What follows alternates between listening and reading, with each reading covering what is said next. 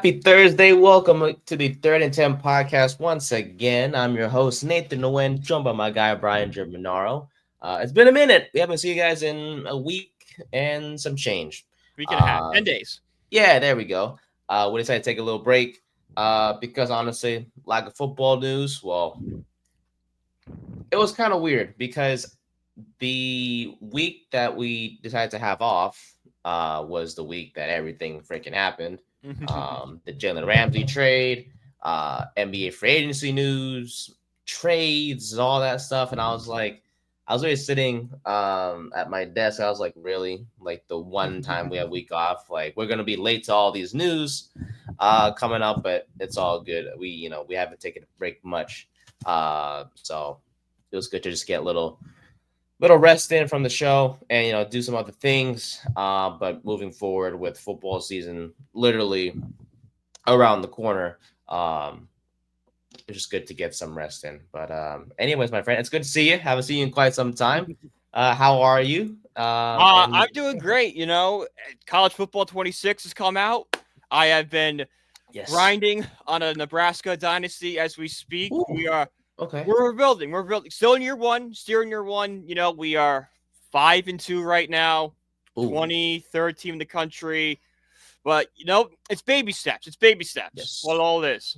Yes. Why Nebraska, if you don't mind me asking? Because they're such a historic program that has sucked for so long, and it's kind of fun to rebuild them to relevancy. They're True. they're they're very similar to like Miami, where like they are a blue blood, but they just haven't been they've fallen off. They're no Yes. longer in the national conversation. I think Matt Rule can get them there, and what I've seen from their quarterback playing with him, he's a very good quarterback and only a sophomore, so the future's bright for Nebraska. Yes. The Mahomes wannabe.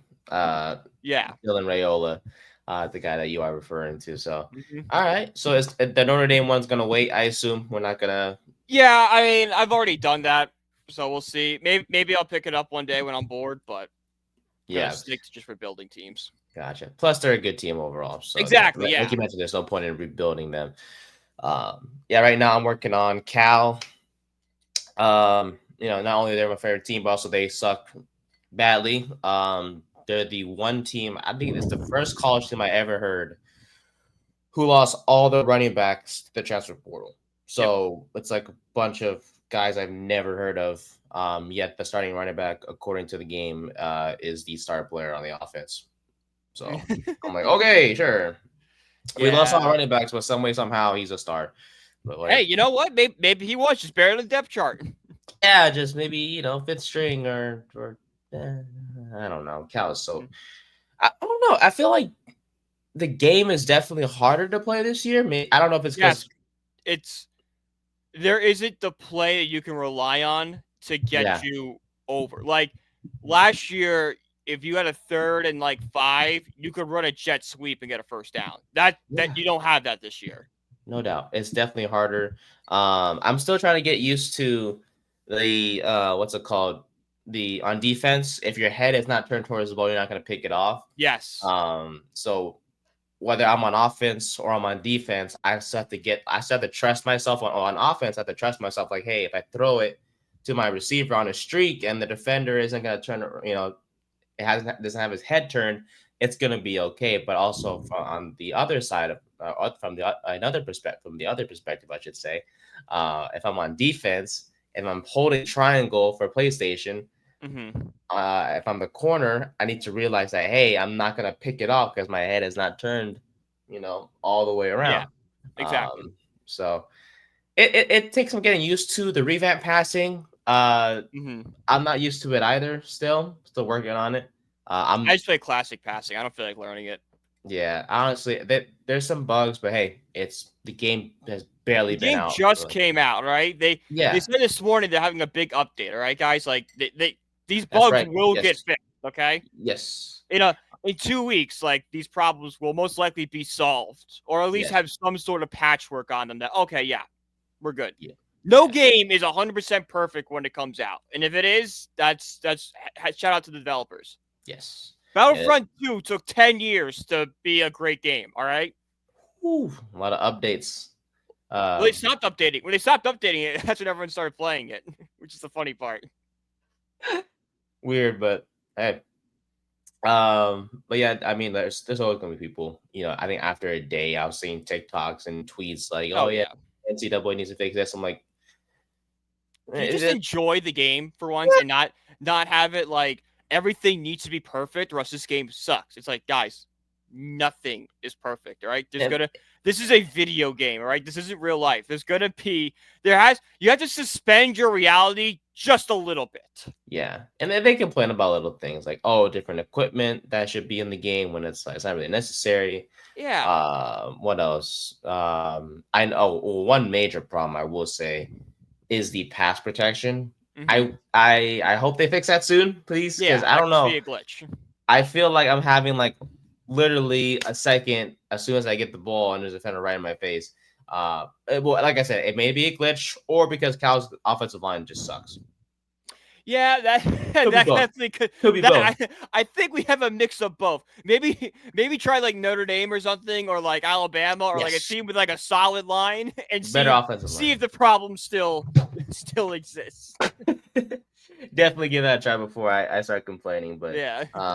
before we move on to our topic today, one last thing about NCAA, the wear and tear system. That is very impactful. Yes. I've already had to play both my quarterbacks because with the likely bad offensive play leads to sacks, and my Oh quarterbacks yeah. are getting smacked, and it's like, yeah, I've had to play both quarterbacks, and Yeah. multiple My star games. running back has already broke his foot twice. Oh So God, yeah. I can't wait for a season-ending injury for one of my guys because of this. I've been looking forward to the career-ending injury for so long. Like I just think it'd be so funny just to do it. I As someone feel, who just like plays for fun and like not like I need to win 6 championships to like build this thing right. If I yeah, get like a big recruit and he just like Bruce Sturdom career over, I think I just laugh. Oh, there it is. I feel like one of these days my player's gonna get hit in the lungs and then he's gonna fall to the ground and it'll say the injury update and there's a Michael Thomas, a collapsed lung, out for his career. I'm like, Oh, great. I'll be yeah, woohoo, love this game. Yeah. But I will EA, also say the Road to Glory. I've seen pictures yes, of the girlfriends and stuff, I'm and the stuff they could excited. do. Yeah, I cannot wait to play around with that stuff. me too. My goal is, I think at one point, Road to Glory, I'm just gonna make Johnny Manziel. Yes, I I would honestly do the same thing. Yeah, the Road to Glory they definitely made it a lot better for sure Oh, it's in terms of fun. like the different It's like really things you fun could because you do. could pick Yeah. it. It feels more like recruiting because like you play high Yes. school, you pick Hmm. the top 10 schools you want to go to. I'm like, oh, okay, this is kind of what a recruit would go through if they were in high school. They have like so it's and I wish you could play like the whole game, but I mean like 5 moments I think you play in Road to Yeah, Glory and it's fine. I mean, at least high school's back. I mean high that's a school's back. plus. Yeah. Yeah. And the So point is to play college. Like that's like high yeah. school is even I think back in the old games, like you really only played the state championships. Like you only Mm, played state titles. yeah. And also, yeah, like you mentioned, you get to pick the teams that you want to go to. You can make a top 10 list on your own. So I'm definitely going to be picking Arkansas State and Ball State and all that. Okay, no. I definitely want to go to a good school. Well, depending on You how don't I. go to Delaware? Ah, I no, played at actually, Delaware the other night. It's actually it's kind of fun. fun. Yeah. I love the uniforms. I know it looks like The Michigan's. uniforms are good. I have a buddy that goes there and it's awesome. Okay. I know a few people that went to Delaware. Yeah. Well, what's the other new school that's in the game? Missouri There's State. Missouri State. Yeah, their They're uniforms. terrible. Oh, Really? they're Oh, horrific. well, that's a That's a rebuild on great the way. that's a great reveal, but it's so chalk that's just like why? As long Why as you do have it? patience. Everyone's gonna do it. Yeah. What's another one? Hawaii is another team that I've been hearing Hawaii's that's fun. good. Hawaii's fun. Yes, Just because you're definitely. playing Hawaii. And it's such a Yeah. recruiting advantage. Like I do like it like the scouting points for recruiting visits is different based on how close you are. But like if you're Hawaii, everyone's gonna be 40 because you gotta fly out to Hawaii. Screw that. I I just know love the it's in game. Cali, but from Connecticut to Hawaii is like 10 hours. Let me see, yeah, California, Hawaii. It's a distance, I believe. I'm not Not exactly sure. It is crazy to think how far out Hawaii is. Like you don't really get it unless you look at like the globe and then you see like it is out there. It's like you have the U.S. and everything, and you have It's like the Hawaii, like U.S. we're and then all over it's like here. way over here. That's a state And over that's there. to stay. That's to stay on its own. Like at No, least but Alaska is like up there. It's connected. I will say, I one day I want to go to Hawaii. I know it's just it's such a like a I've heard like it's a amazing. It's beautiful. yeah, it's a plain like dream trip. I know, but it's definitely Well, it's it's either a plane or a boat. It's not something you can drive to. nope. Oh no, I did have a Uh, buddy at elementary school push for years that we should build a bridge to Hawaii. I'm like, I don't think that. Like, that's not how it I'm like, works.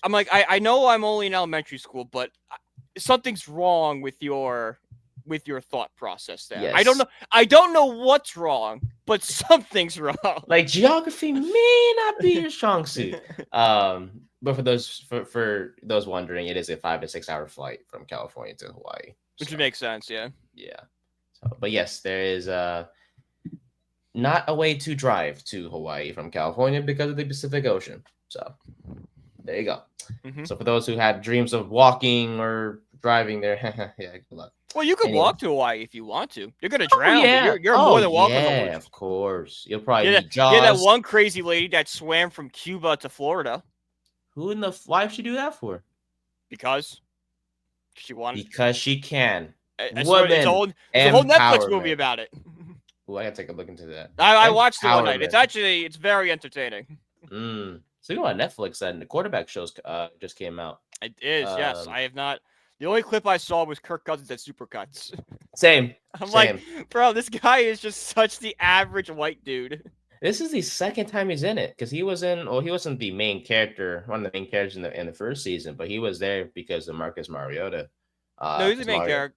Oh, you're right, Mariota. He was the main character in season with 1. Mariota. Yeah, he was the main character with season 1. Oh, so they chose him. And that's where everyone fell in love with him because like they're like, oh yeah, we like going to Kohl's. Like, oh, you guys are just an average family from Minnesota. I love how it happens. Your husband is a star quarterback.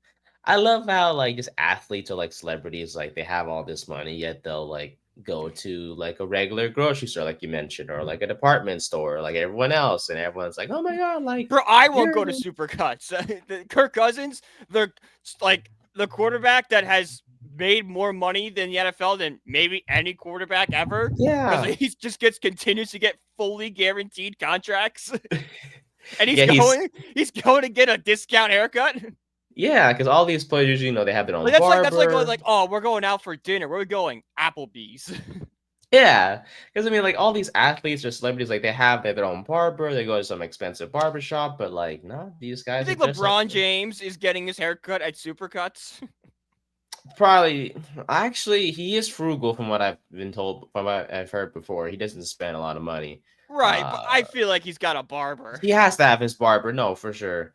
I feel like if LeBron James was at a Supercuts, we would have heard by now. Like Kirk Cousins can kind of get away with it because it's Kirk Cousins. Yeah. See about that. I think what's it called when he was with the hairstylist, he was like he showed a picture of himself, his NFL headshot. Yeah, was I've like, done that. I want something like this. And I'm just like, you know what, Kirk? You're a special someone guy. has done that exact same move because they don't know how hairstyling works. It's very relatable. Same. It's like, honestly. Do you want a 3 or a 4? I'm like, just give me this. This. Like, I want this. Like, I don't know what these numbers are. Just give me the best cut you got and just go from there. Mm-hmm. But yeah, no, honestly, I can't wait to watch it. Maybe today I'll start it. We'll see how things go. But it's good to be back, man. It's good to be back. But yeah, for you guys, so next week we'll start our division previews for the NFL. We'll mix in some college probably later on in the month as well, because I do want to see if we can discuss like the college, different college conferences and whatnot. I know obviously Notre Dame's in the independent, and I'm excited to cover them a lot more this year and see if they can make it back to the national championship.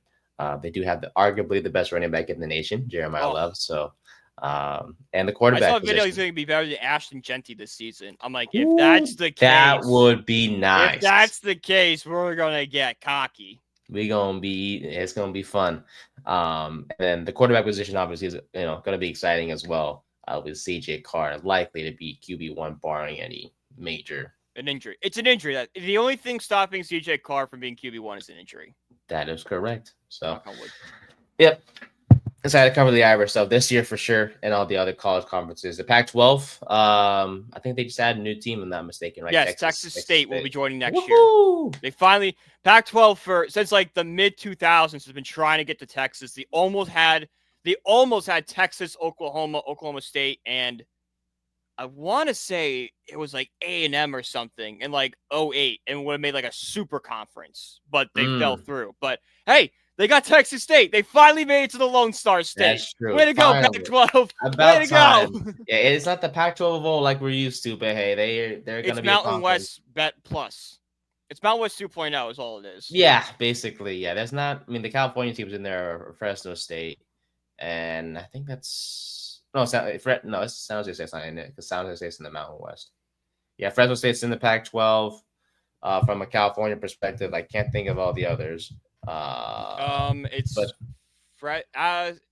San Diego State, Fresno State, Colorado State, and there Boise State. Boise State. Yep, they're going to the Pac. State, Texas State. So they're all state schools. And Hawaii. Hawaii's going to the Pac-12. Or maybe actually they might be going to the Mountain West.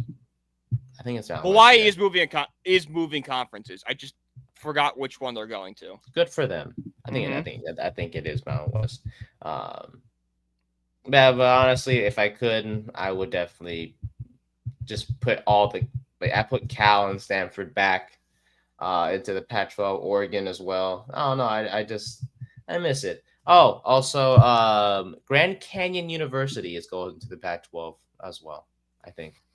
Yeah. Well, so is Gonzaga, but they're only the basketball only. Yeah. I'm like all these schools, great, like good for them for being able to come to the Pac-12 or whatever conference. But like, if it's not a football school, I don't really. I get it. It doesn't drive the numbers like it should. Mm-hmm. So Grand Canyon, hey, figure it out, make a football team, and maybe I'll get excited. Who knows?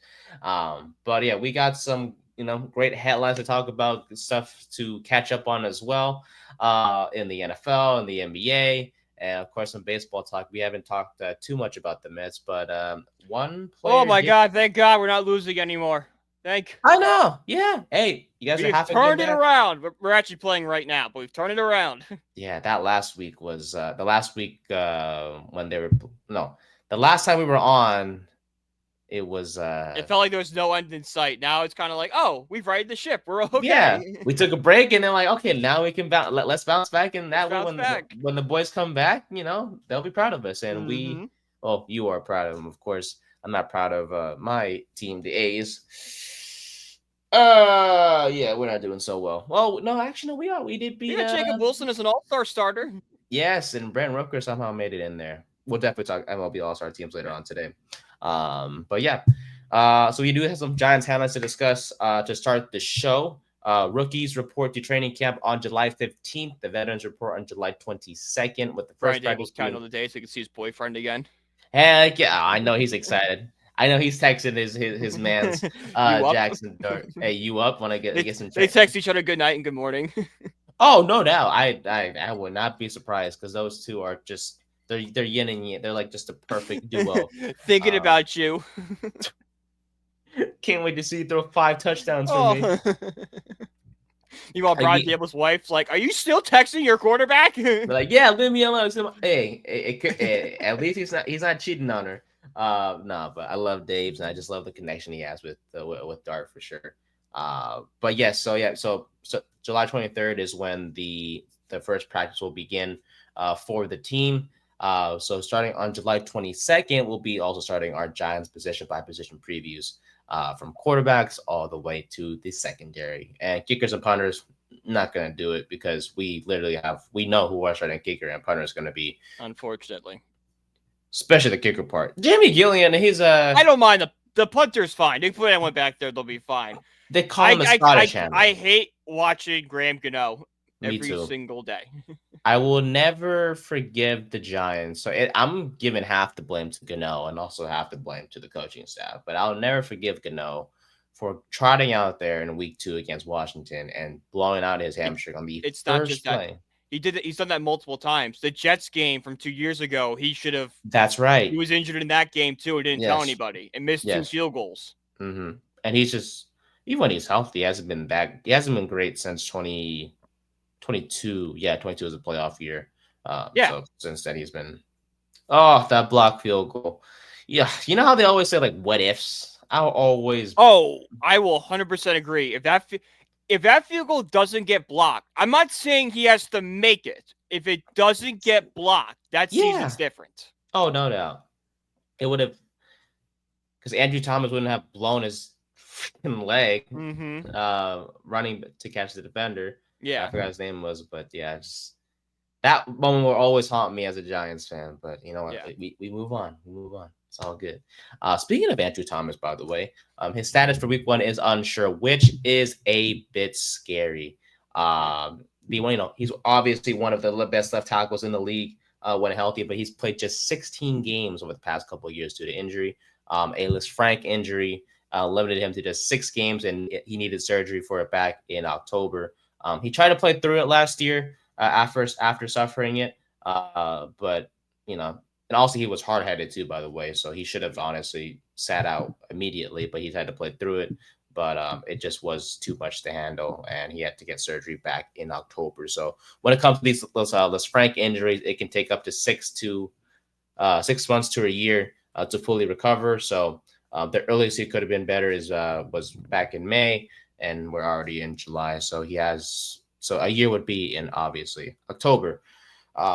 When talking to the media, he said week 1 is the goal, but there's no projection at this time, which kind of does create some uneasiness, right, amongst all Giants fans. So, and we saw last year, right, when healthy, this offensive line was a top 10 unit, and when he went down, it went kaput.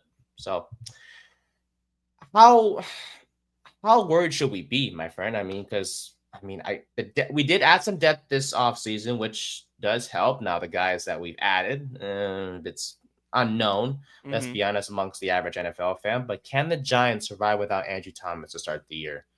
If he is out, of course. So if the concern level, I think, should be like a 3 out of 10, just because like training camp hasn't even opened up yet. I think this is the Giants just being overly cautious with their star left tackle that's had injury problems in the past, and they're giving a lot of money to.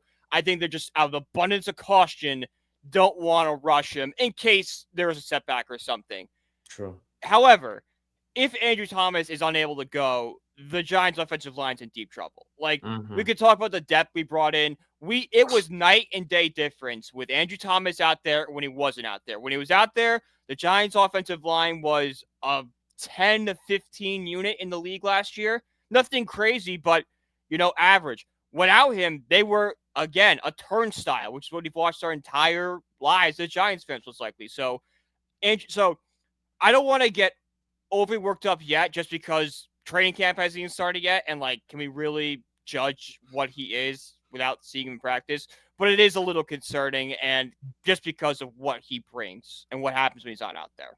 Yes, Thomas was in OTAs though. Didn't participate in any drills. He was just there, which is good, just be there, to be there, to be with the team and whatnot. But yeah, it's a sign he's locked in. Yeah, I'm just haunted at just seeing Josh Azudu or Stone Forsythe or Jordan Hudson at left tackle, and I get it. Like, look, Forsythe and Hudson, we brought him in for a reason, right? And obviously that, we didn't bring him in to start, but they've had experience in the NFL and they've had their moments for sure, but I just don't want to see them starting for me if need be. Plus because continuity is so important. And we saw it with the Giants line last year of Thomas, Runyon, JMS, Van Roten, and Illuminor. Those 5 were on a not on a tear, I would say, for lack of a better term. But they held their own. They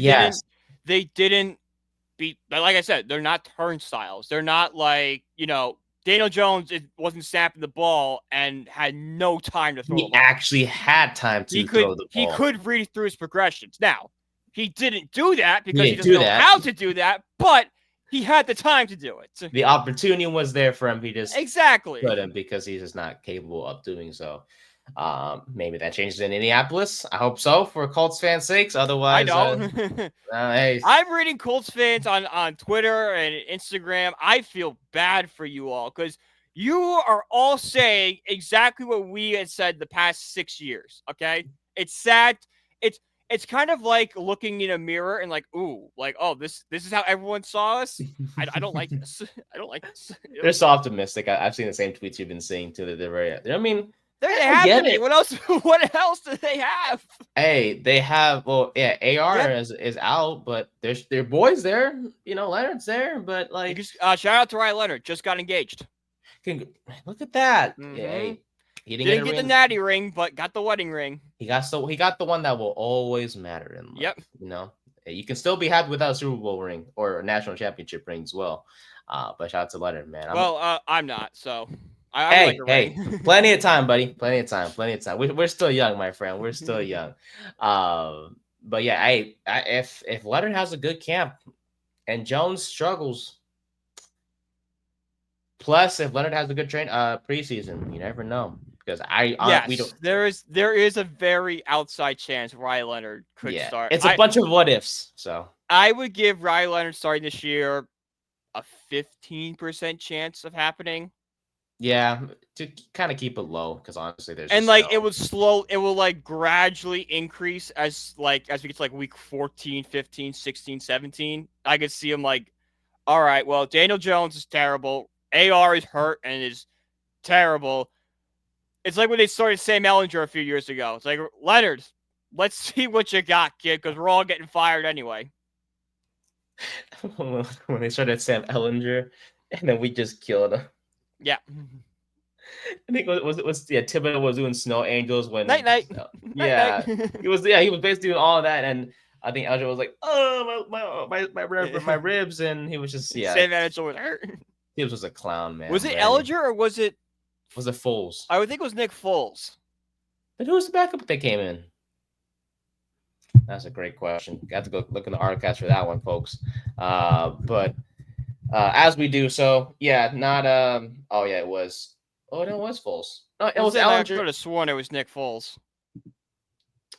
Oh no, yeah, Foles got hurt, so Ellinger came in afterwards. Yeah. Ellinger came in, he was still 60 yards, a touchdown, and Foles was the pick six. Yes. By Landon Collins. Oh, I missed that guy. I missed that so much. I hope he's doing well. But yes, honestly, hey, Pro Football Focus does not have faith in us. So even with the healthy Thomas, the Giants' offensive line is still ranked 28th for this upcoming season. So without him, if he doesn't start, this O-line is going to go from 28th most likely to bottom of the barrel, which is probably disrespectful considering the fact that the linemen were JMS was bad last year, I will say. Runyon, I think, wasn't too bad. JMS was a sophomore last year. Yeah, this is the year where I'm like, if he doesn't figure it out, we gonna need a safety. Yeah, this is the make or break season for JMS. Yeah, I feel like we talked about it before too, where it was like JMS was kind of a pick that was just kind of forced because we needed a center, and he was the best center on the board. And if you didn't pick him, there was no other center that we're going to take or like. So, but yeah, look, Thomas, please, I hope he's ready for week one. I get it. We're not supposed to rush him. If it takes until October, then so be it. But especially with the gauntlet the Giants have to face to start the year, it'd be best if he's ready to go and healthy week one against Washington, which, by the way, they just released their alternative uniforms. Not bad. Not to praise a division rival, but their uniforms look quite well. That we can like of all our rivals, I don't care about Washington the least. Yeah, because we've beaten Washington more than any other team has beaten another team in NFL history. I think we have 107 wins against them. Yes. Now, last year, if a fan watched the Giants and Commanders, they're probably like, oh, the Commanders have beaten the Giants, or they own the Giants. Yeah, that's because the Commanders had a great quarterback and we don't. Tommy DeVito. Yeah. Well, Tim he did, Boyle started a game for us.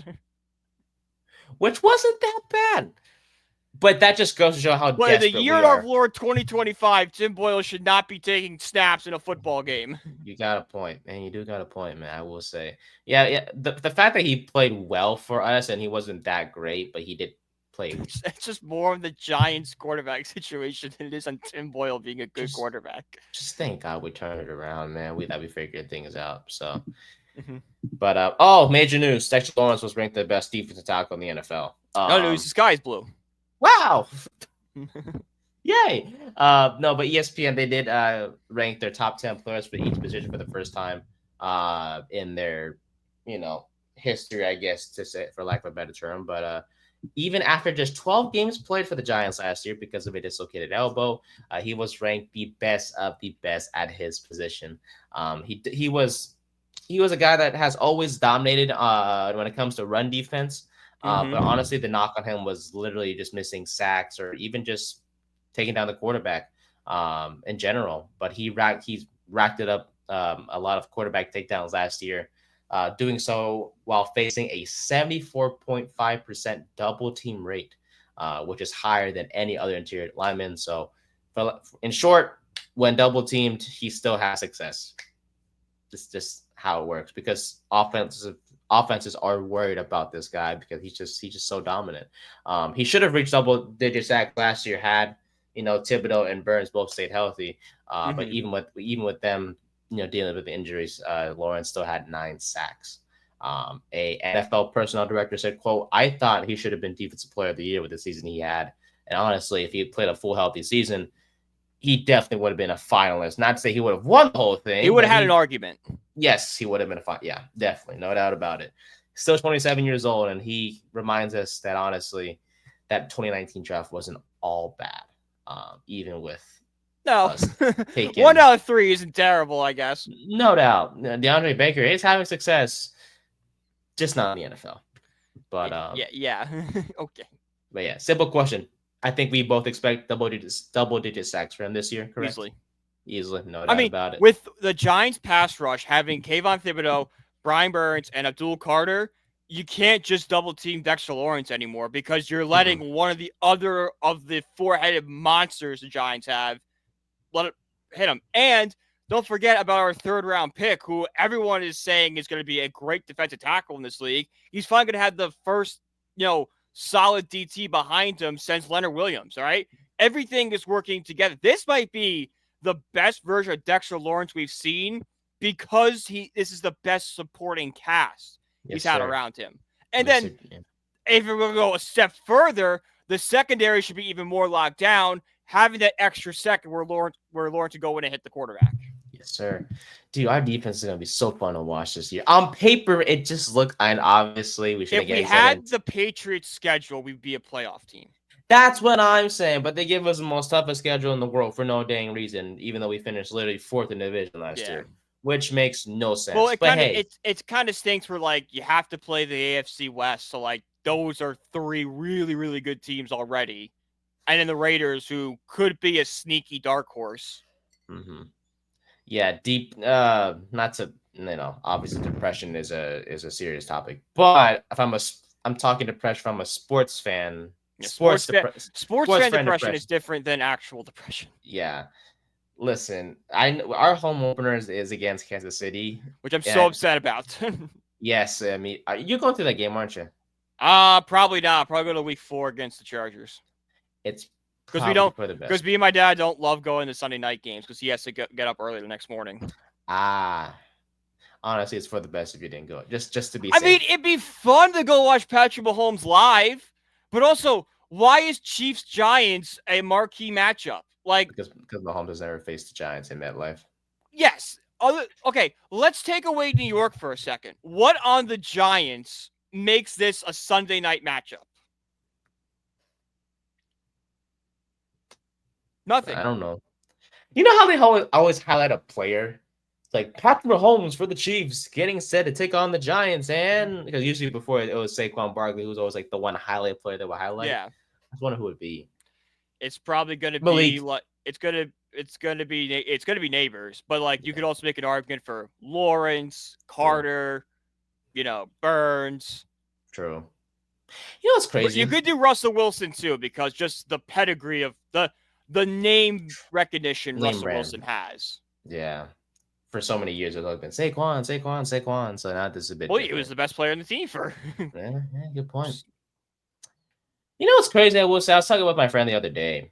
And when I was a kid, growing up as a Giants fan, there's always that one guy where I was like, oh yeah, like Victor Cruz is the best receiver, or Odell Beckham Jr. is my favorite receiver, blah blah blah. My favorite receiver in the NFL is Malik Neighbors. Yeah, we just never like we never talk about him too much. I don't know why. Like he's arguably a top 10 receiver. He's the best receiver on the Giants by far, and I he's haven't just missed my so wide receiver electric. 3 in fantasy this year. Like I think he's gonna That's go off. high. He's And high. So yeah, and like a lot of people are having at least in the top 5.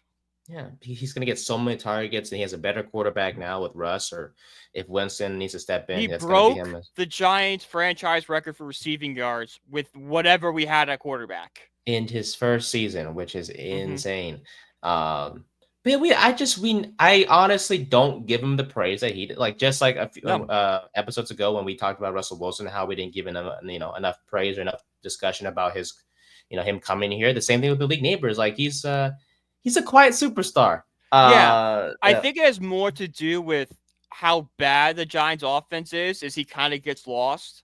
Like yes. you're like, oh, the Giants offense is so bad. So like, oh, like you kind of forget like Neighbors isn't a 1,000-yard receiver with a lot of upside. Yeah, he is literally the only bright spot in his offense. Well, and we expect a lot more bright spots this year with Tyrone Tracy, of course. Yeah, Coming into Scalaboo it. and So Dart yes, and yes. I think Wandale is going to have a big year this year. I think Hyatt's going to surprise a lot of people. He looks good. He looks good. And he put on muscle too, which is good.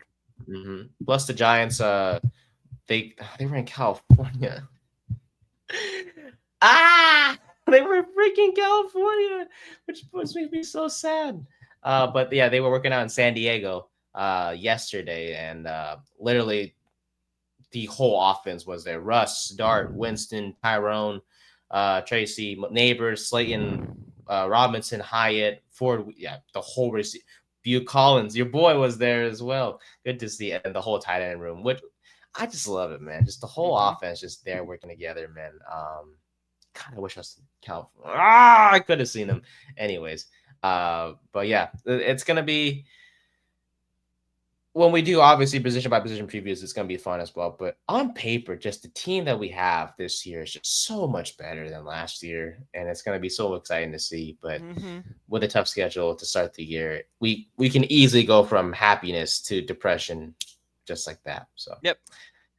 Finally, before we dive into the other NFL headlines that we haven't discussed or missed out on during our week off, Eli Manning not gonna buy the Giants. He's opted not to buy an ownership stake in the team, simply saying, "quote It's too expensive for me," and I don't blame him because even a 1% stake into a team that's valued at $10 billion is still a lot of money. So yep, Uncle Stevie. Go on the phone. Hey, there you go. Hey, that man has money, and he's taking. If Steve Cohen buys the Mets and the Giants, we'll be good. I might start a cult for this man. Yeah, he probably won't because he won't. Because the Giants, if there's a baseball team that the Giants are associated with, if that makes sense, it's the Yankees. It's the Yankees. Yeah, the Mets don't have that. It's Yankees, Giants, Rangers, Knicks, and Mets, Jets, Islanders, Nets. Which it shouldn't be that way, honestly, but hey, it is. It is what it is. Oh, you can pick and choose. Yeah, but maybe the Mets can be the Jets. Yeah, the Jets can be the Mets can be the Jets football team. I mean, Mets, Jets, rhymes. Yeah, well, it is. You normally, if you're in New York and you're a Mets fan, you're most likely a Jets fan. Thank God you didn't fall into that boat, buddy. Otherwise, this show would not be in existence, I should say. Yep. But some other NFL headlines to discuss. Tristan Wirfs, unfortunately, will be out to start the year for the Tampa Bay Buccaneers. Big loss for Tampa Bay. A knee injury will land him on the PUP list, so he will be required to miss the first 4 games, even if he somehow miraculously gets healthy. He went under he underwent orthopedic surgery on Tuesday after originally injuring his right knee last year. He was wearing a knee brace to start the offseason, OTAs and whatnot. But he opted for surgery instead of playing through it. 26 years old, started 16 games for the Bucks last year. Was selected to his fourth straight Pro Bowl. Has been very dependable for the Bucks, with an 82.8 Pro Football Focus grade last year. So, tough loss for Tampa, especially for Baker Mayfield's blind side. And the running game the running game improved on a major way last year. They went when from Bucky Irving took over. Oh yeah, they went from last to fourth overall in rushing, and obviously a lot of credit has to go to the offensive line, led by Tristan Wirfs. So Charlie Heck will be the first to replace Wirfs at left tackle, who was a free agent from the 49ers that the Bucks signed this offseason. So we'll see if Tampa can survive, just like the Giants are trying to survive, possibly without Andrew Thomas to start the year. But at least our guy has a little bit of hope that he'll be there week one, unlike Wirfs, who was for sure out to start 2025. Then we have the Steelers Dolphins trade that we missed out on. What was this? Yeah, Miami. What are we doing? But let's start with Pittsburgh, obviously. They got Jalen Ramsey, Jonnu Smith, the tight end, and a 2027 7th round pick. Whew! On paper, that secondary, that is a top 10 unit, I tell you.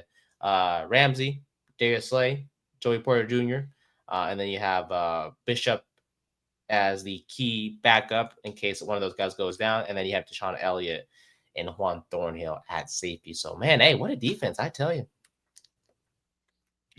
Yeah, so that is some defense, all right. Yeah, I just don't get why this was the deal. Yeah. Why? What was it that was like? Oh, we have to go out there and we're gonna trade for Ramsey, but also give up our best safety as well. Yeah, I mean. Minka wasn't outstanding last year. He's been solid. But he's better than Jalen Ramsey, who's nothing more than a name at this point. Oh, yeah. And then there's also, do you want to bring in Jalen Ramsey to a locker room, which has already had problems in the past, that just brought in Aaron Rodgers? Now you're bringing in another guy that's kind of a loudmouth and going to be a distraction to Jalen Ramsey? Just a little bit, yeah. Mike Tomlin is going to have to be doing, everything in his power to keep this thing together, because this could unravel very fast. He got rid of one dramatic guy in Pickens just to bring in two quote unquote low key. No, I would definitely call Ramsey dramatic, and then Rodgers is strange. Rodgers is a weirdo, to put it nicely. I have to agree with it, no doubt about it. But Rodgers has a show on Netflix, which is just about how he did drugs. Enigma. Still haven't finished it. Probably don't have any interest in doing so.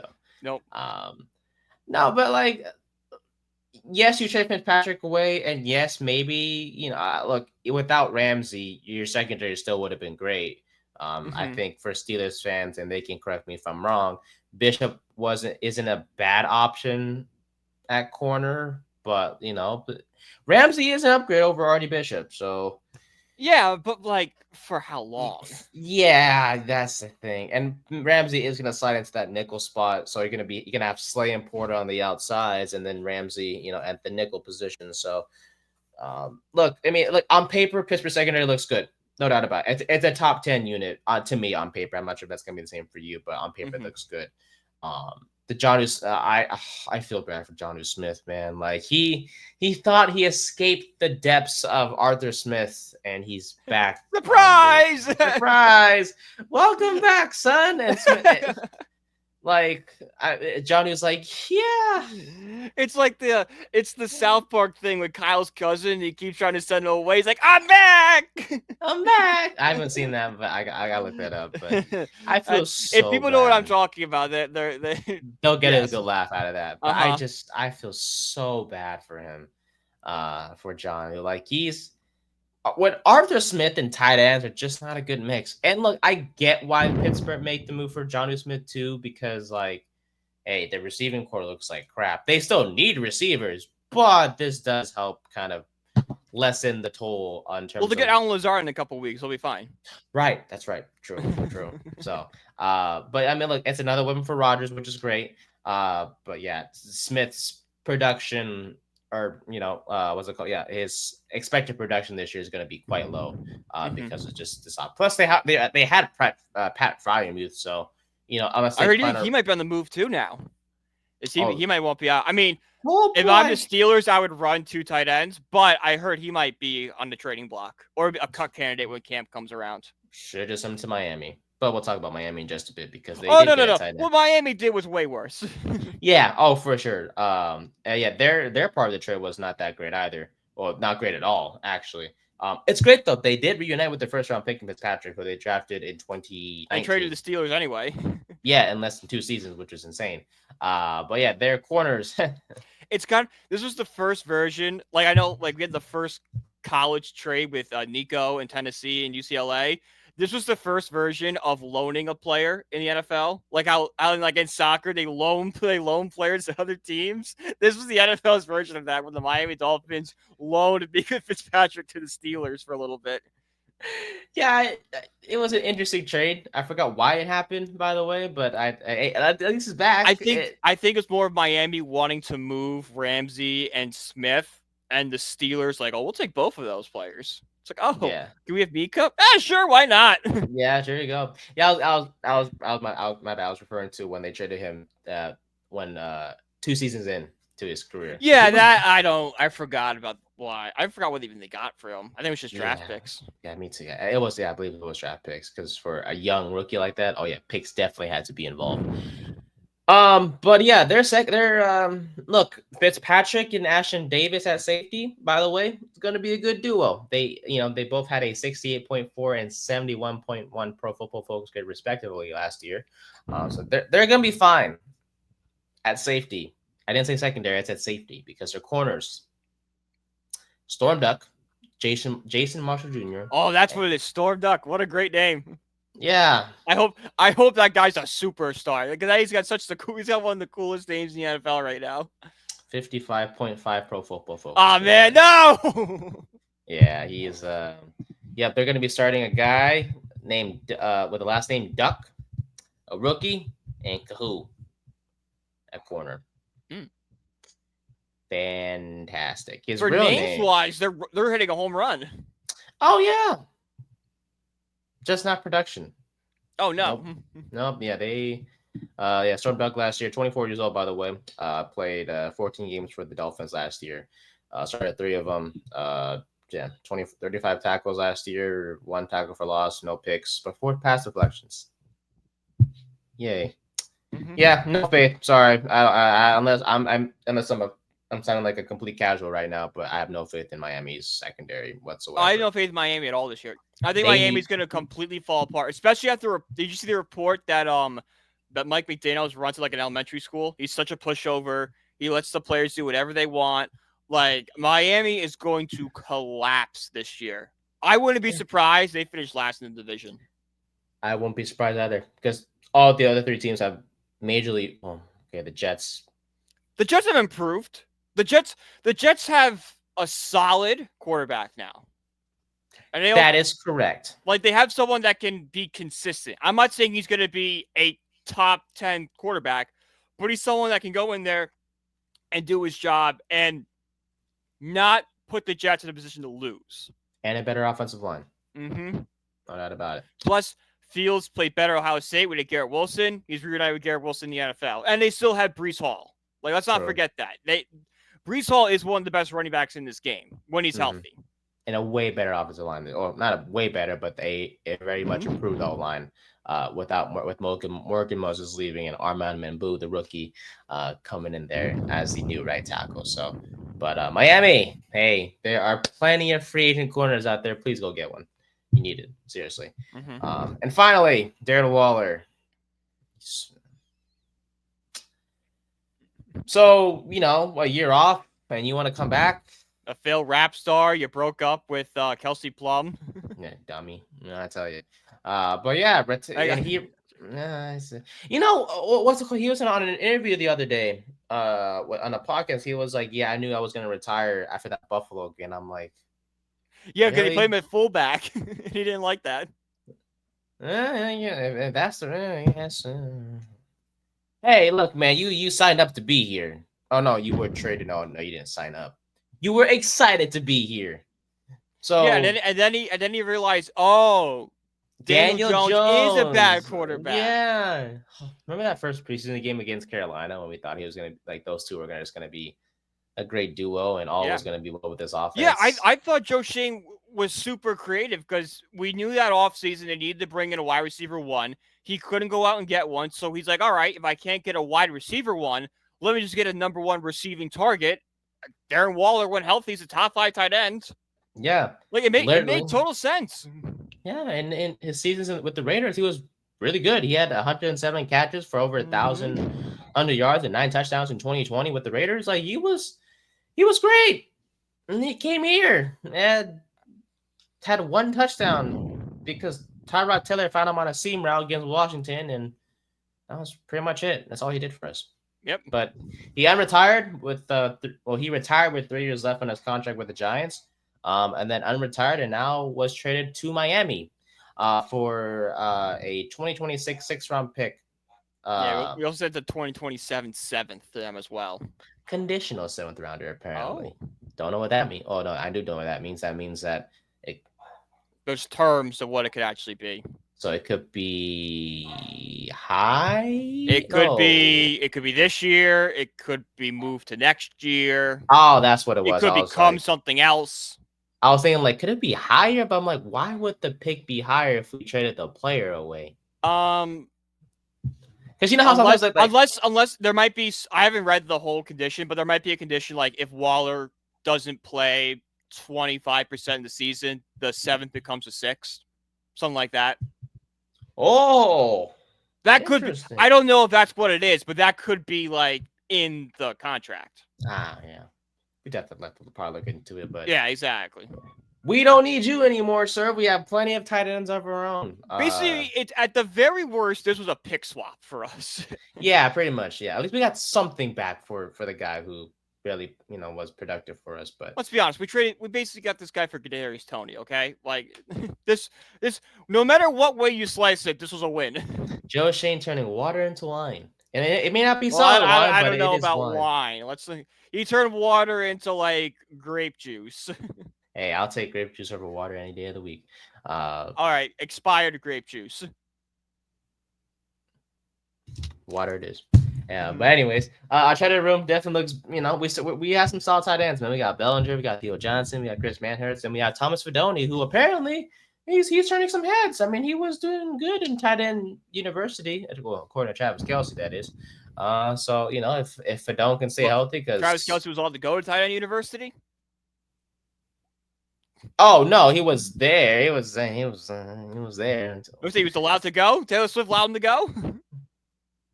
She's not that strict, I'm sure. Yeah, but yeah, look, hey, was she man, there? I didn't see pictures of her there. Thank God we didn't. Man, imagine she went to tight end university. That'd be too. Oh, I'm sure. Man, that'd be too much. George Kittle probably hit her by accident, like truck her by accident. I know, man. Well, actually, no. I'm sure.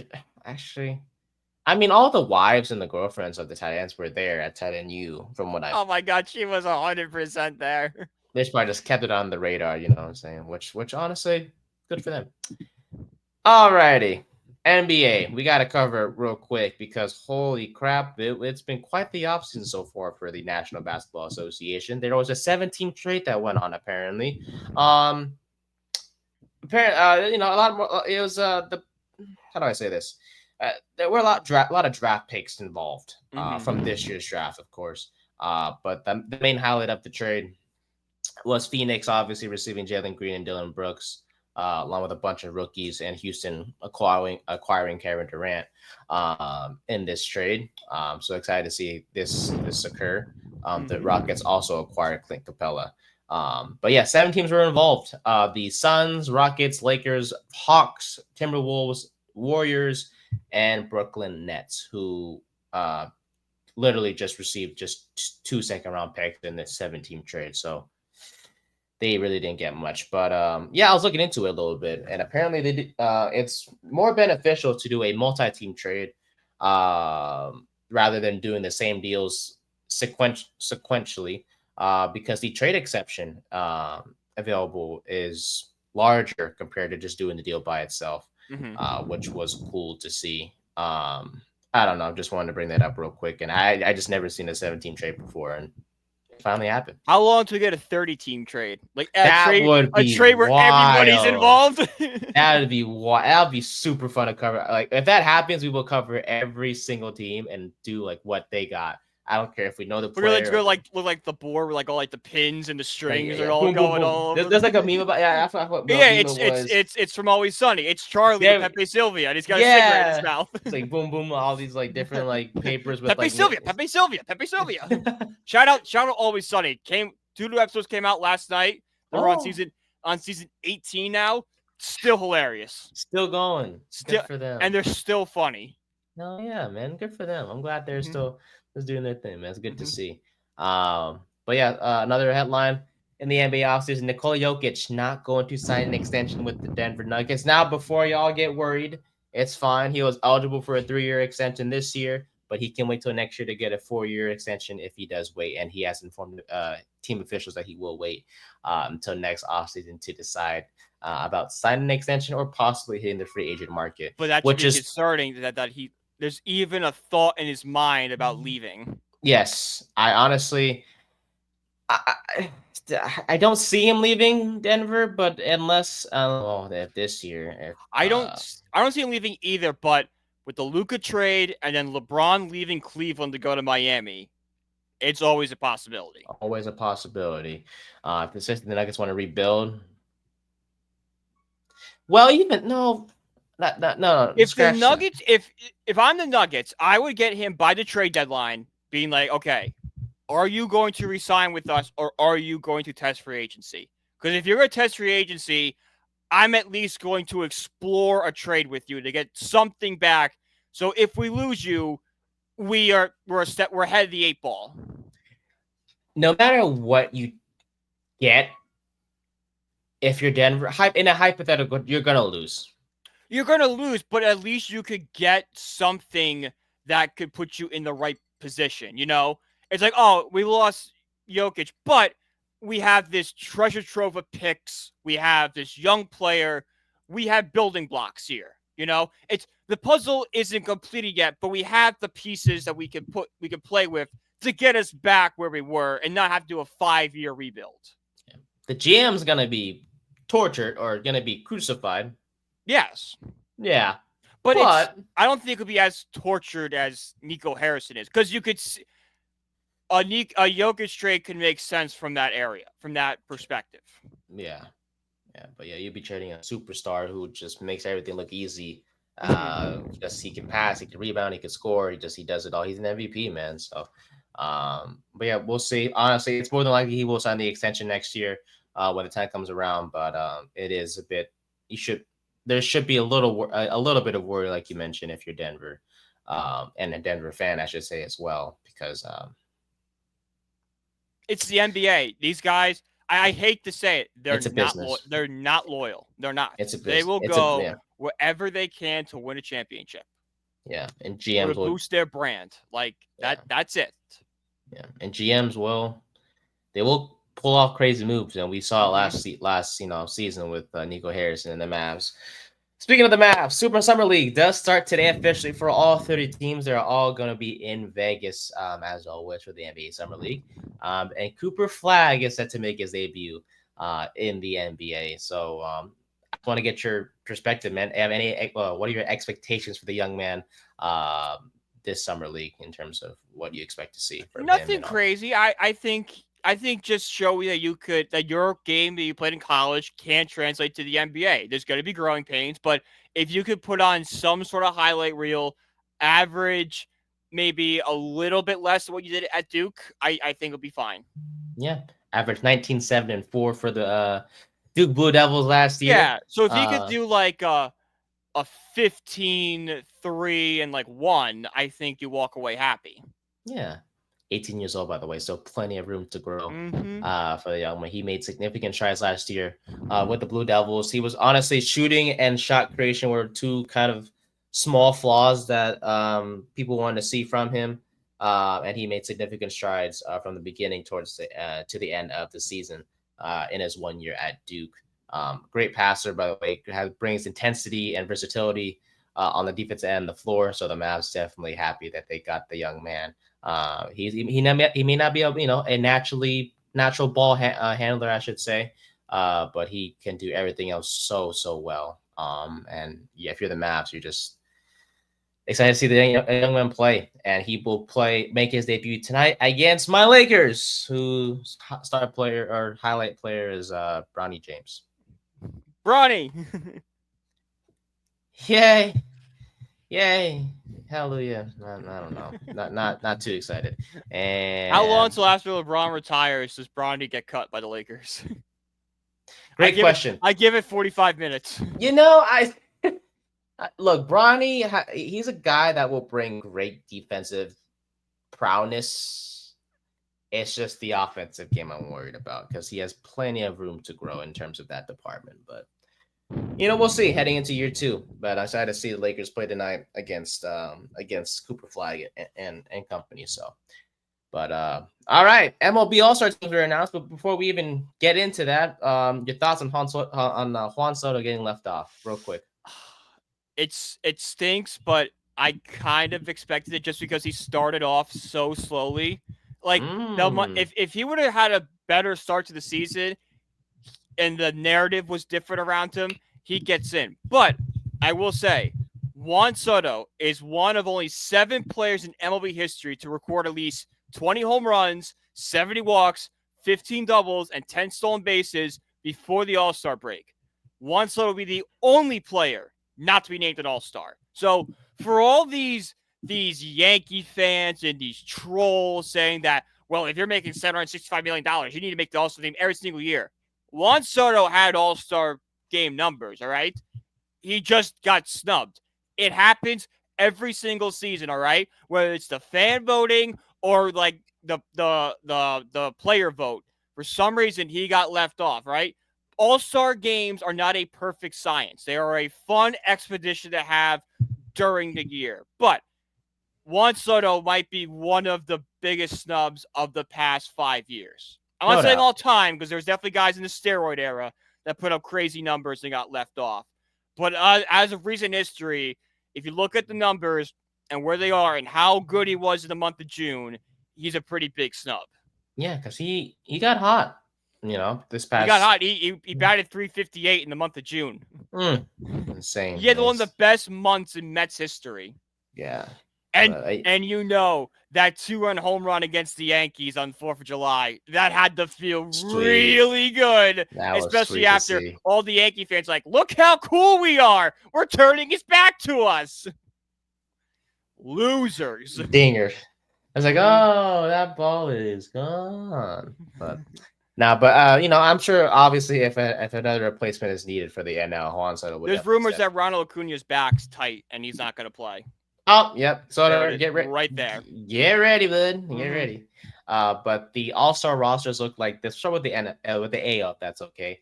Yeah. Cal Riley, Vladdy, Gleyber Torres of the Tigers, Jose Ramirez, Jacob Wilson, Aaron Judge, Javi Baez, who's an outfielder. Shout out Javi Baez. Yeah, look at that. Turning his career around a little bit. Riley Green and Ryan O'Hearn for the Orioles is your starting lineup from catcher to designated hitter, respectively. The reserves: Alejandro Kirk from the Blue Jays, Jonathan Aranda from the Rays, Brandon Lau, Alex Bregman, Jazz Chisholm, Jeremy Pena, Bobby Witt, Junior Caminero, Isaac Paredes, Brent Rooker, shocking, Byron Buxton, Stephen Kwan, and Julio Rodriguez for the Mariners to round out the offensive side of the diamond. As for the pitchers, Tarek Schoolball, no surprise, Garrett Crochet, Yusei Kikuchi, Max Fried, Jacob deGrom, Shane Smith, Hunter Brown, Chris Bubeck, Brian Wu, Asians, woohoo, and then relievers, Aroldis Chapman, Josh Hader, and Andres Munoz will be your AL pitchers. Any complaints on the American League side? Not really. I got nothing now. Hell yeah. National League. Will Smith, Freddie Freeman, Ketel Marte, Manny Machado, Francisco Lindor. Congrats. Finally did it. Finally got him there. Yeah, we got him. Ronald Acuna, Pete Crow Armstrong, heck of a season by the way by him. Yes. Kyle Tucker and the other Asian himself, Shohei Otani as the DH. As for the reserves, Hunter Goodman for the Rockies. They had to bring in someone. Goodman's having a great year, so that is true. Shout out for him. Easy pick for the Colorado representative. Dude, it was either him or Jake Bird were the only two guys that could have been picked. Because there's no one else that could have been there. But Pete Alonso also making it. Congrats to the Polar He's Bear. having a big year. Indeed, he is. Ellie De La Cruz, Brendan Donovan, Matt Olson, former Athletic, now Atlanta Brave. Eugenio Suarez makes the All-Star game as well. Kyle Schwarber, the Schwarbomb himself. Corbin Carroll also makes the All-Star game. Kyle Stowers from the Marlins, Fernando Tatis, and James Wood, the young man from the Nationals, rounding out the offense for the NL. NL pitchers, Clayton Kershaw was the legacy pick, or legend pick, I should say. Yeah. Was chosen by the commission. Which kind of makes you think Kershaw's retiring. This could be it. I mean, that's kind of sad. Yeah, he did reach 2,000 strikeouts. I was watching. That was emotional to watch. Yeah, you watch him dig the mound. Yeah, out. He was like, "It's that big." Mounds are a lot bigger than you think. I did not expect. Did not expect the mound to look like that. But props to him for reaching 3,000 strikeouts plus. And this might be it for him. He's accomplished everything that's possible, man. So I won't be surprised if he calls it. But Chris Sale, Zach Wheeler, Paul Skeens, Logan Webb, Robbie Ray, Freddie Peralta, Mackenzie Gore, Yoshinobu Yamamoto, Matthew Boyd, and Andrew Abbott makes the All-Star game as a starter. Then relievers, Edwin Diaz, Jason Adam, Randy Rodriguez, and Robert Suarez rounds out the relievers for the National League. All-Star game will be played on July 15th on a Tuesday. But any thoughts on the NL? Literally this upcoming Tuesday is the All-Star game. Yes. Any complaints about the? Yeah, Fernando Tatis probably should have made it. He's having a decent year, but I don't think All-Star worthy. And I think Ryan Hensley of the Cardinals probably should have made it as well. Yeah, Hensley has had a great season from what I remember so far, in terms of him. But good to see. Good to see some Asians in there. I don't know. I like to see Asian representation. You know me. But no, good to see Kyle Schwarber there in the as part of the NL roster. He's been hitting dingers for the Phils. Had a good season so far. Has had a good season so far. It's a surprise that Trey Turner didn't make the All-Star game for the Phillies. It is surprising. Yes, he was a big. I think the three big snubs were Soto, Suzuki of the Cubs, and Turner of the Phillies. Yes, no Suzuki. Doubt. I know RBI is not the end-all be-all it once was because it is very situational. Like if you're a leadoff hitter, you're not going to have the RBI opportunity as like the guy that hits fifth in the order. But when you're leading the NL in RBIs, that is somewhat impressive. Yeah, that has to count for something. But we haven't discussed the Mets specifically in quite some time, as my connection is. As they just take the lead against the Orioles. That's perfect to hear. My connection is getting a little bad, so my apologies if it does get a little worse here. But my friend, this is all you, man. So how are the Mets been doing this past week and some change? Any major things to headline, or has it just been? Well, we beat the Yankees 2 out of 3, which kind of turned the tides in the season. We had that bad game against Milwaukee in the game 1 of the doubleheader. Beat them in game 2, kind of calmed the nerves a little bit. Went into the Yankees, beat them up twice, and actually played really well. We probably should have swept the Yankees. We had a pitcher bullpen game that Sunday, and it literally took the Yankees having some of the best defense I've seen from them in a long time. Shout out to Cody Bellinger, one of the best double plays I have ever seen. Like every time the Mets, from the 6th, 7th, and 8th, the Mets were always threatening, and they would just hit a line drive right at somebody and just bad luck. So you know what? They fought. It happens. The big thing is what happened Tuesday night against the Orioles when they were down 6-2, and then the Fab Four, as Steve Cohen called it, which I don't like. It should be it's the Fab Five. Shout out to KFC at Barstool for this. The Fantastic Four movie is coming out the end of this month. Why wouldn't you call them the Fantastic Four? All all the hype is there for it already. You have the posters, you have the meme work. It's all there. They're the Fantastic Four, not the Fab Five, not the Fab Four. But regardless, Nimmo got a single. Lindor hit a home run. Soto got a single. Pete hit a home run. 6-2 turned to 6-6. That's exactly how we wrote it up all season. Won the game in extra inning 7-6. I believe on a Juan Soto single. Finally hitting runs in scoring position. So, hey, that's what good teams do. They battle. That's what we've been wanting to see from the Mets during this whole streak, because they weren't battling. They were getting these holes, and they couldn't dig themselves out. We finally started digging themselves out of it. So, earning some confidence. We have a doubleheader today. We're up 1-0 in the fifth right now. Hopefully take at least one, split the doubleheader with Baltimore, win the series, finish strong in Kansas City, which we should have Kodai Senga and Sean Manaea returning against KC. Going to the All-Star break right around first place with the Phillies. I saw some guy on Twitter complaining like the Mets and Phillies are flip-flopping for first place. The Mets aren't a good ball club. It's like, dude, it's June, and that's how it goes. That's how sports work. Yeah, exactly. Things can change. Yeah, exactly. All that matters is that we're fighting and keeping up with them. That's it. As long as one team doesn't get like a big lead over the other one, it's fine. We're okay. It's like, would you rather be flip-flopping between first and second, or you want to be at the cellar like the Marlins are? Yeah, you gotta pick one. It's people trying to find a way to complain. And this isn't an account that's just a complaint. Like the Mets, there's a portion of the Mets fan base. I don't want to say it's a lot, but I would say 25% of the fan base, especially on Twitter, will just find anything to complain about. They have people saying the Mets are going to be below 500 by the All-Star break. All-Star break's Sunday, all right? And I think we're like 14 games above 500. That is correct. I think we're okay, guys. Yeah. I think we're good. People can't be happy these days. Like, no, they can't be happy. They're like, oh, we're too battered. It's like, have you not watched the last 3 years with Cohen? Like, guys, we are okay. Things are good. Do we have work to the deadline? 100%. We need a bullpen arm. We need maybe another starter. We need maybe another impact bat. But if we can do all that, and we'll be fine. The Mets will be fine. Trust me. So just finish the first half strong, go to the All-Star break, take some time off, and then we go in to celebrate David Wright's career in the first series after the All-Star break. Congrats to him again, by the way. But reinforcements are on the way, right? Sean Manaea and Senga should both be there in Kansas City. Yes, that is correct. And then Janikowski, I heard, got called. Sent down for Acuna, got recalled. I'm glad he's back. He's back. And we just had, Son Marte won on the IL, which sucks. We got Jesse Winker back, although he looked like he was limping. So I do not know if he's still in the game or not. I'm not listening with sound. So. Okay. And then McGill was sent to the 60-day IL. Yeah, but that's whatever. When you're getting Manaea and Senga back, McGill becomes depth at that point. It doesn't really matter. He's going to be in AAA or a long run in the bullpen. So. Okay. Alrighty, well, let's see. Obviously by the next episode, Mets will be at the break, but we'll definitely look into the Mets first half as a whole. Oh, you'll cover that, of course, and we'll talk about also some deadline moves or some players that you want the Mets to possibly get, and we'll see if those predictions are correct, I should say.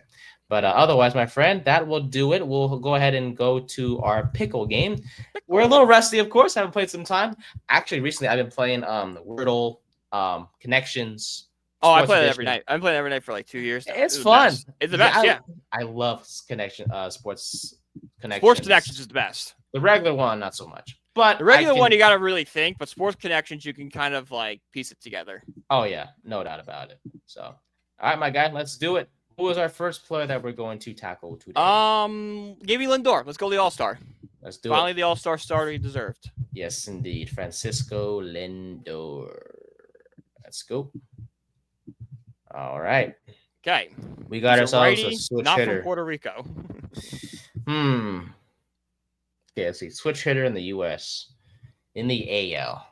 Who switch hits? No. Orange. No. Oh my God. No. I forgot. He's either left or right. I'm tripping. Yeah. Give me Soderstrom. This is when I'm a little rusty. West. Oh, In he's young. American in the AL West, he's either 25 or 20. Wyatt 20. Langford. Okay. Wow. Are we done? Oh, 23 as well. Okay. I thought we were gonna get it right there. Let's see. Angels guy. Who's the young Angels guy? I was thinking of Adele, but I don't know. I Is think he he's right? too old. Yeah, 26. Damn. I have one. Who do Zach Nito. Zach Nito. I see he's 23. 24. Oh. Did we get the shortstop yet? Oh, we did Nope. already. Yeah, we did Lindor. So it's probably not. We can get the team if you want. Yeah. Bruh. It's literally just the age and the position. He's 20. He's either 25 or 22 on the Angels. Who's their pitching staff?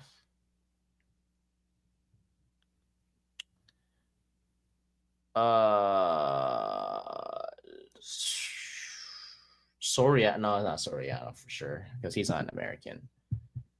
Oh boy. Oh, is he a righty? No, he's not. Think of that the Schnano guy. And he's the 23 one, too. Yeah. It's most likely a pitcher. I can't think of the Angels pitching staff though. Because there's nobody of note on the Angels pitching staff. Okay, give me Soriano just to see if he's a pitcher. I just want to know. He's not a starting pitcher, so he could be really 22. Oh. So who is there a reliever that's 22? He's got to be because like. Oh wait, no. Wait, what? What's going on here? He's not a starting pitcher. Wait, something weird's going on with the age here because 26 is he's gotta be 25. Yeah, no, for sure. Who's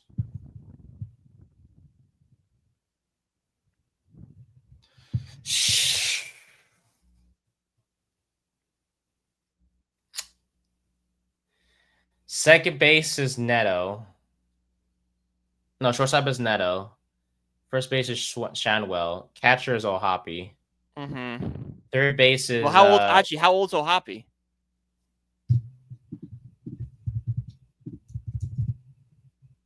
Got it. That's it. Let's go. Nice. Oh, let's fudging go. He's my fantasy catcher, I think. I forgot where he's my fantasy catcher, but we'll add some of that. But that'll do it. Nice job. First episode back. It's good to be back, man. It's good to be back for sure. Next week we'll start, our division previews for the NFL, and all that fun stuff. But yeah, it was just good to get back at the swing of things and kind of cover the topics that we missed out on over this past week. It's a recap. Yeah, a little, week and a half break, but hey, it's good to. Football is just around the corner, man. I'm just excited to just cover all those things and go from there. But yeah, that'll do it for season 3, episode 19 of the 3rd and 10 podcast. You can follow me at Nathan_2124. It's a little cut off there. I'll fix that for next time. You can follow Brian at BrianPG1016. You can follow our podcast page at 3rd and 10 Pod. And yeah, so you can follow us on TikTok, Twitter, Instagram. What's the other? And YouTube as well, on our YouTube channel. Shout out to our sponsor, SeatGeek. Use the code BellyUpSports for $20 off your first purchase. And you can find me, Brian's article work, and all of our amazing writers and other podcasts of the network at BellyUpSports.com. For Brian. My receiver rankings coming out Sunday. Woo! I'm excited. You said Neighbors is at 3? Neighbors is at 3. Yep. All right. We'll see what your top I bet 5. you can guess who's 1 and 2. Yep. Wandale Robinson and Jalen Hyatt. For Brian, you nailed it. How'd you do that? Woohoo! For Brian, I'm Nate. Thank you guys so much for watching and listening. We appreciate your support. And we'll see you guys in the next one. Peace.